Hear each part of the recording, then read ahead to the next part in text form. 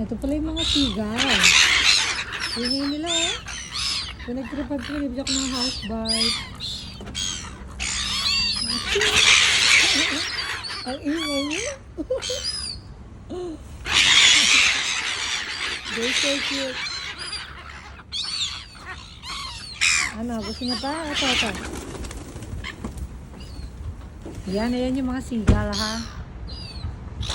Ayan yung mga sigal na ibon. Ay, hindi lang natin siya. Pa! Masya siya.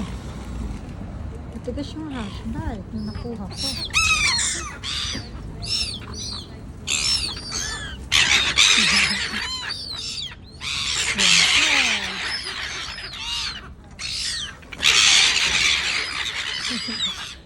Labay na nga. Maingay na kayo. Sige na.